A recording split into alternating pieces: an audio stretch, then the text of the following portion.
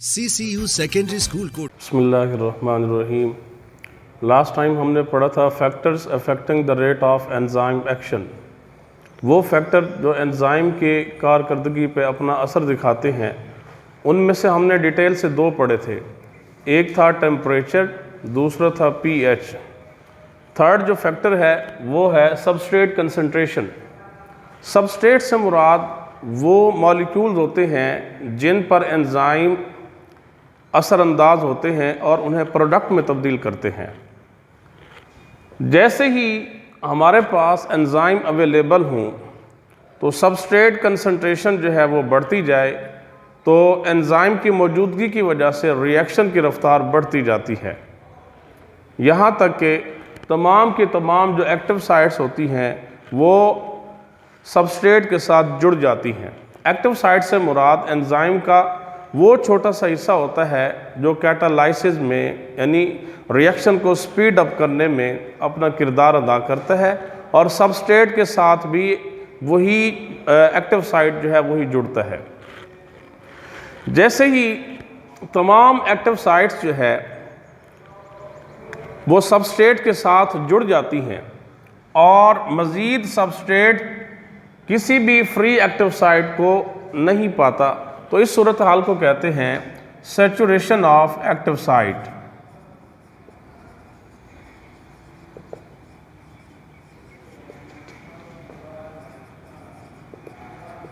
Saturation of active site.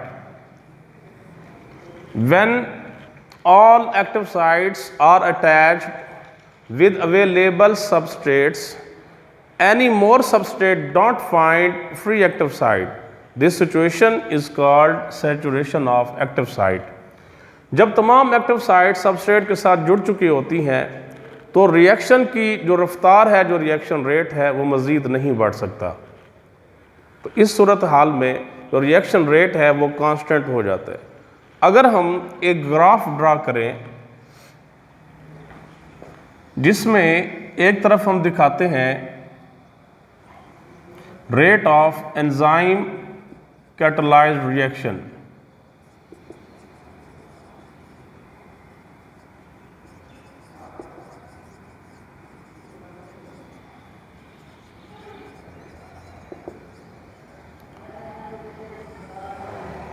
दूसरी तरफ substrate concentration को हम शो करते हैं।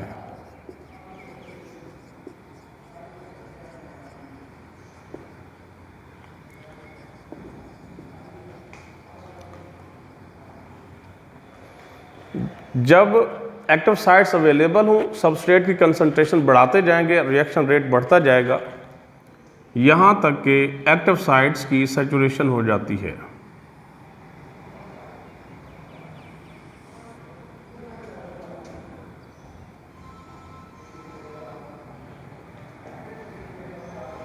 ये जो सिचुएशन है इसमें फ्री एक्टिव साइट्स अवेलेबल हैं।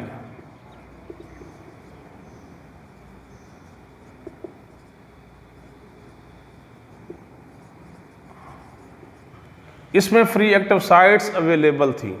जैसे ही तमाम एक्टिव साइट्स सबस्ट्रेट के साथ जुड़ जाती हैं तो उसके बाद जो रिएक्शन रेट है वो कांस्टेंट हो जाता है, और इस सिचुएशन को कहते हैं saturation of active sites.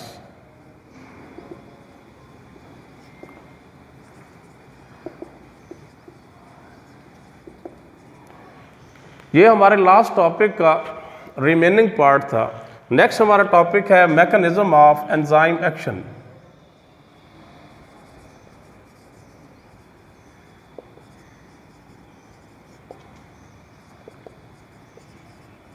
Enzyme वो प्रोटीन्स हैं जो किसी भी मेटाबॉलिक रिएक्शन को स्पीड अप करती हैं और रिएक्शन के दौरान यूटिलाइज नहीं हो जाती।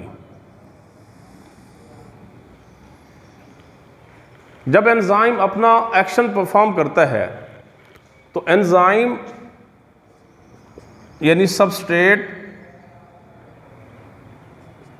के साथ एंजाइम का जो हिस्सा जुड़ता है यानी एक्टिव साइट, एंजाइम और सबस्ट्रेट आपस में जुड़कर एंजाइम सबस्ट्रेट कॉम्प्लेक्स बनाते हैं जो कि आर्जी होता है। एंजाइम रिएक्शन को स्पीड अप करता है। अल्टीमेटली जो सबस्ट्रेट है वो प्रोडक्ट में तब्दील हो जाता है और एंजाइम अलग हो जाता है। सबस्ट्रेट प्रोडक्ट में तब्दील हो जाता है, एंजाइम अलग हो जाता है। एंजाइम के काम करने के तरीके को दो साइंटिस्ट थे जिन्होंने एक्सप्लेन किया है। पहला जो एंजाइम एक्शन का मैकेनिज्म का जो मॉडल पेश किया गया था उसे नाम दिया जाता है लॉक एंड की मॉडल।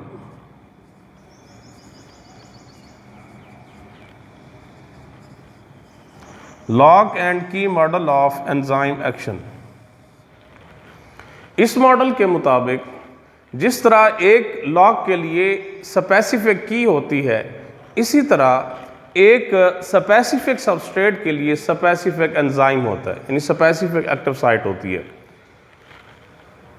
लॉक एंड की मॉडल के मुताबिक एक्टिव साइट और सबस्ट्रेट एग्जैक्टली एक दूसरे में फिट हो जाते हैं।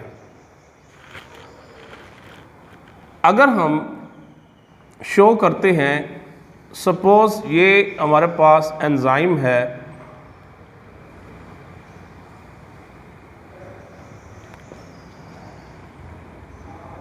और ये है सबस्ट्रेट।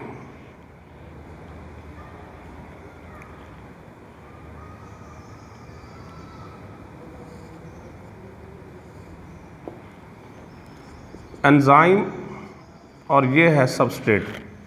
एंजाइम और सबस्ट्रेट जब आपस में एक दूसरे के साथ जुड़ते हैं तो एंजाइम सबस्ट्रेट कॉम्प्लेक्स जो बनता है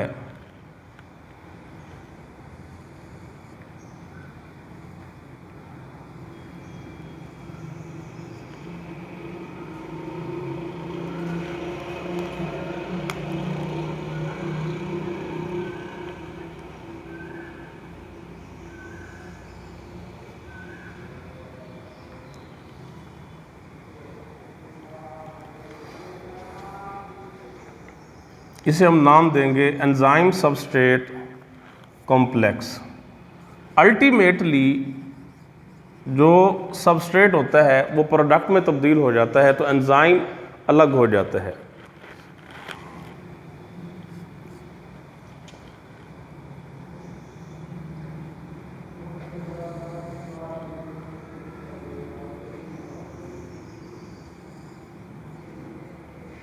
एंजाइम अलग हो जाएगा और उसके साथ जो सबस्ट्रेट है ये प्रोडक्ट में तब्दील हो जाएगा।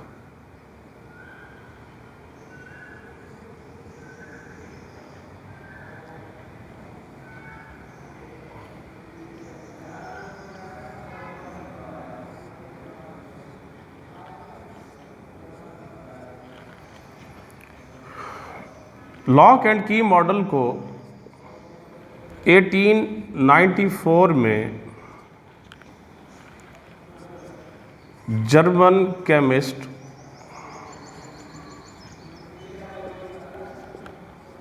जिसका नाम था ML Fisher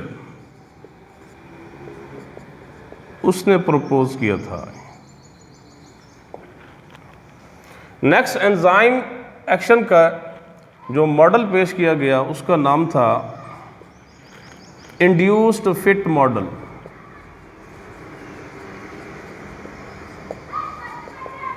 induced fit model of enzyme action.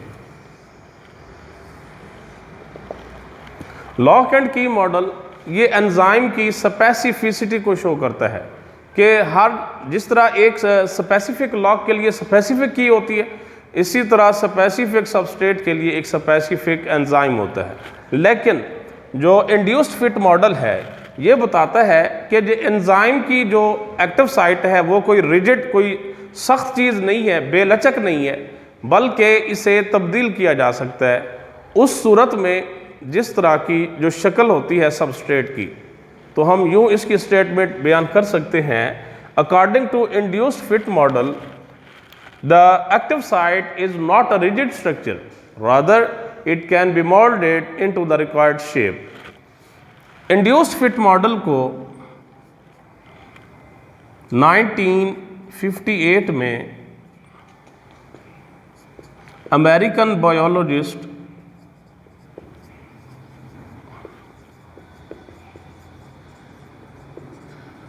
Daniel कॉशलैंड ने पेश किया था।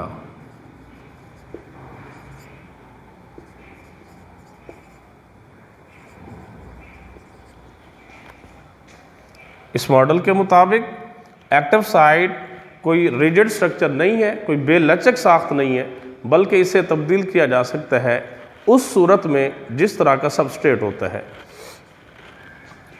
अगर हम इसे ड्रा करते हैं एक फ्लोशीट डायग्राम की सूरत में, तो हमारे पास ये एंजाइम है,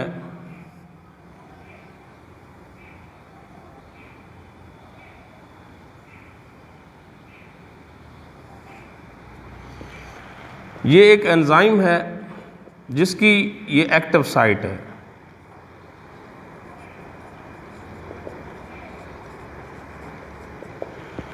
जबकि जो सबस्ट्रेट है अवेलेबल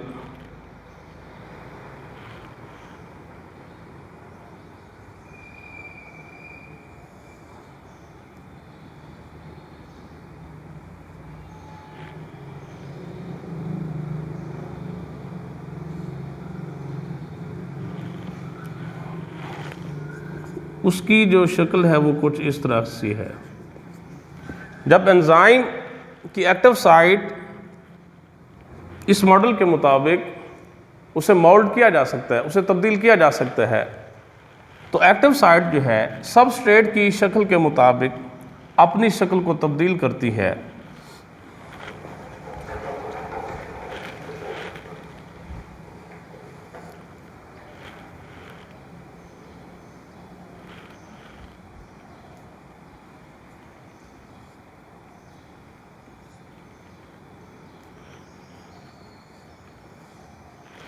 एंजाइम और सबस्ट्रेट एक दूसरे में फिट आते हैं और इस तरह एंजाइम सबस्ट्रेट कॉम्प्लेक्स बनता है।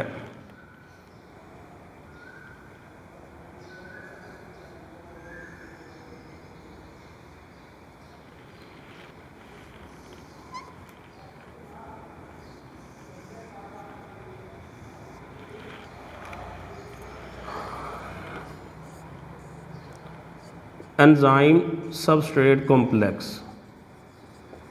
अल्टीमेटली जो सबस्ट्रेट है ये प्रोडक्ट में तब्दील हो जाता है और एंजाइम अलग हो जाता है। तो इंड्यूस्ड फिट मॉडल को 1958 में अमेरिकन बायोलॉजिस्ट डैनियल कॉशलैंड ने पेश किया था। इस मॉडल के मुताबिक एक्टिव साइट जो है ये कोई बेलचक साख्त नहीं है, कोई रिजिड स्ट्रक्चर नहीं है, बल्कि इसे उस सूरत में तब्दील किया जा सकता है जो कि रिक्वायर्ड होती है, यानी सबस्ट्रेट की जो शक्ल होती है उसके मुताबिक एक्टिव साइट को तब्दील किया जा सकता है। That's all.